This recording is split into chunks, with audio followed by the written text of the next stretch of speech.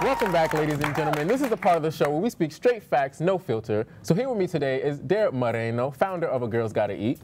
Woo! Right, give it up, you can give it up, you can give it up. Fashion blogger and designer, Sky Connor. Right, give it up, give it up, give it up. And our audience co-host of the day, my boy Raheem, who happens to be an educator, taking care of the black and brown youth of New York City. Woo! Word.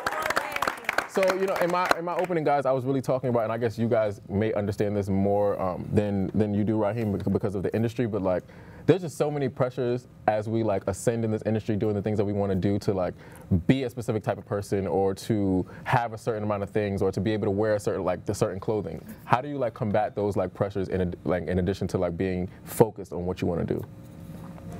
I can definitely say within the food industry, it's very similar to fashion. I've always compared it to the two because fashion is really like cutthroat and expensive if you really want to have the best of the best, and like food, it's the same.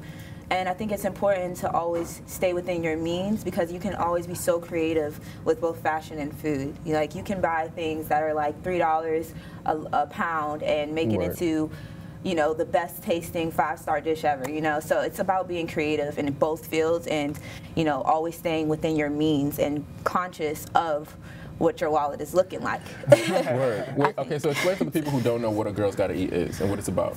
A Girl's Gotta Eat is my web show based around me traveling around New York City and other places and eating at restaurants with other women who are just as ambitious and have lots of, well, goal-driven pretty much. And we talk about what they're planning to do in the future and what they're doing currently, and also discuss the food in detail. And I started it because there's a really negative stigma between women and food, and a lot of diets and a lot of things get said to women of all sizes that affect their mindset towards food. But food is supposed to be just as, it's supposed to make you happy just like buying shoes. So it's like, you know, like, yeah, and it sucks that because of your gender, sometimes you're not being able to enjoy food as much as a man because you're thinking about the carbs and everything like that. So I pretty much started that for that. Yeah, exactly. Okay, that's what's up. And Sky, like for you, like what right now, like how are you managing the balance between, you know, the pressures that we may feel on the external from the industry and like you just staying to what Sky is supposed to be about? You know, honestly, I would have to say for me personally, it's about being genuine. People feel that. So it's about being resourceful. Like, I think in our generation, we buy pieces and we don't buy enough basics. And I think that if we, you know, took some time and went to H&M and Zara and got us, you know, basic t-shirts and jeans, like you could really spice it up with a nice heel or a nice accessory piece, or everything doesn't have to be like over the top. You know, I think that it's about how you wear it and how confident you feel in it, which really makes the difference. As far as like career-wise, you know, I said definitely like what he said, like I bridged the gap. I really tried to make sure everything kind of goes day to night. And I tell people all the time, I have a rule. If I can't find 3 things to wear something with, I won't buy it. You know, I just think that we have to be more resourceful as younger people. And, you know, we dress for the gram. That's another thing that we do. We don't want to be seen. We don't want to be seeing the same thing twice. And just that mindset of just knowing that we're human, you know. So if we want to wear something twice, we should. We bought it. Like, we like it. We should. Mind you, if Pharrell wears something 18 times in 2 weeks, he's like iconic. And it's not a problem. I mean, no shade to Pharrell. I love Pharrell. But at the end of the day, like, why do we give these like liberties to other people, celebrities, or people who are like higher than do we give to ourselves? As an educator, do you feel like you like experience the same type of, not the same exact pressures, but just like as a millennial trying to do your job, but also like having your own like goals and dreams that you want to be focused on? I think for me, my goals and dreams kind of fall in line with what I do. I feel like the future is with the kids, so making sure that they have role models that look like them, because sometimes some people leave the hood and then they're like, all right, I'm good. I done my job. You know, I made it out. But it's like that next kid may need somebody to help lift them up. So I make sure that the biggest thing is confidence with these guys. It's making sure that they can go into any setting and just strut and just do their thing, regardless if it's white dominated or black dominated, and just believe in themselves. So I make sure that that's the main thing that I do. Make me cry. That was it. And I try to make sure.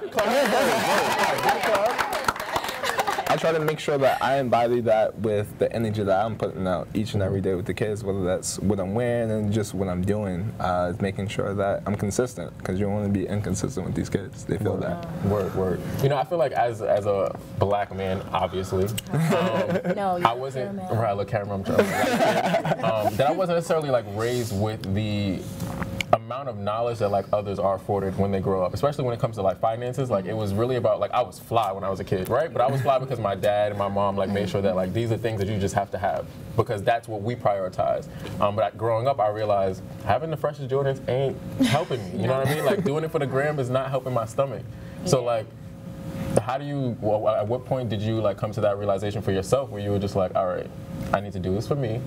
I need to buy the foods that I like to eat. And when I like to eat them, I need to buy the pieces that I want to buy. How do you find yourself in that process? For me, I think I came to the conclusion that no matter what you do, people are going to have something to say, no matter what. And, you know, even something as simple, I mean, me and my friends talk about it all the time. Someone comments something, and if you don't respond, it's like the biggest deal in the world. So it's just about, you know, I think for me, when I first started blogging, I liked it because I just liked the aspect of being able to see what I wore 2 years ago. Like, I thought that was cool. Like, that was my whole reason. A photo diary. Yeah, it was the whole reason why I started it. And when it started becoming about money and brands noticing you and stuff like that, I found myself always monitoring myself, not posting a picture because I felt like, oh my gosh, you know, I kind of already wore this. And I got to the point where I was just like, no, that's what people need. People need to see that it's okay to do that. It's okay to, you know what I'm saying, mix your Zara pieces with your Prada shoe if you have it. And if you don't have Prada shoes, it's okay to go to Misguided and order shoes. And like, it's about what you like. And it has nothing to do with anybody else. You get what I'm saying? Like, you are what you need to be. And no one can tell you how to be you. You know what I'm saying? That's just something that you go through life doing, and by you doing it, you allow others to do it freely, you know. So I think that's the biggest thing for me as to how I, you know, capitalize on myself, I guess. Word. You're setting your own standard. Yeah. Essentially, how do you eat exactly what you want to eat, but like stay on budget and like making sure that you're not spending crazy amounts of money every week? I can't stay on budget. I go on a lot of dates. I'm going on a lot of dates. But a lot of pieces are hitting. I'm just kidding, just the 5-star ones. But when it comes to me and it's on my wallet, I definitely, Yelp helps a lot. Yelp and a lot of other apps are geared towards college students, and there's like so many things you can filter so that you know like, oh, this is in my price range. But I also find it really easy to eat cheap in New York. Any other place I've been cheap to, I probably healthy? Yeah, well, right. I live in Because I can go to the Harlem. Chinese store, but like I've made a vow to myself that I'm not going to any more Chinese stores because if you look at the menu, like there's no like the lights are not even like illuminated. Yeah. So if you don't have the care to like illuminate the lights of the Chinese food that you're selling me, I know you're not putting love But into you the know food. what? They might just be putting the love into the food because they're not trying to sell you on the lights. I'm not See, trying to I don't get no updated pictures though. Them pictures like from like 20 years ago though. So it's like, yo, that's not what you're giving me right now. So tell me how you really feel. Exactly. Well, in Harlem especially, a lot of New Yorkers are scared to travel around different boroughs, but in Harlem I think is like one of the best places in New York to get cheap food that's actually good for you, because there's Dominican plates that are $7 and that fills 2 people up, and then there's also Jamaican spots. There's so many places in New York that are giving you vegetables, your meat, and your like everything you need in one dish for like $7 or less, you know. So I think it's all about not being too picky, because a lot of people in New York just want to be seen at these restaurants or want to be seen eating the biggest steak and lobster, and it's not even about that. I want to be you in know? Soho Kitchen, like I'm Yeah, and I literally, like, I'm really one of those people, I hate trendy spots. Like, if someone's always talking about a restaurant, oh, everyone has to go there, I'm like, not everybody, because, you know. Can I add something to that? Yeah. I think, too, like, for me, like, even, like, if you have friends, like, you guys, like, buddying up and saying, hey, listen, you know, let's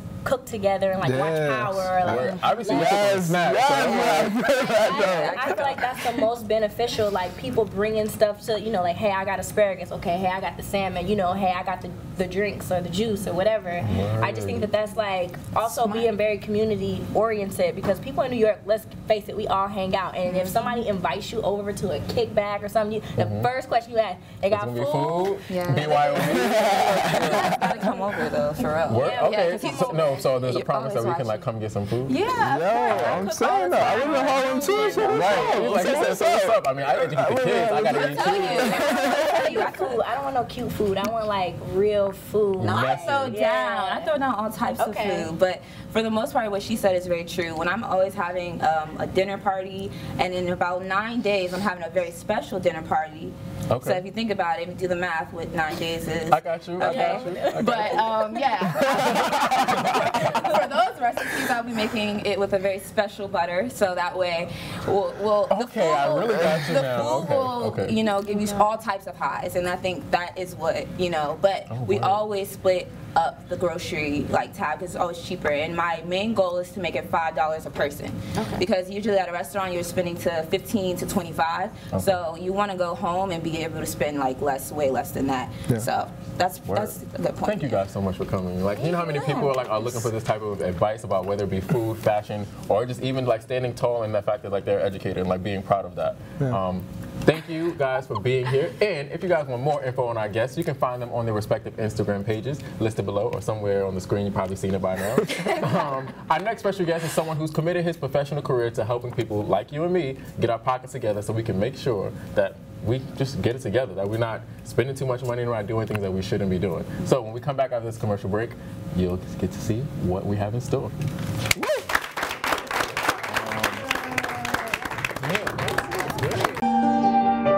Go ahead, said bounce.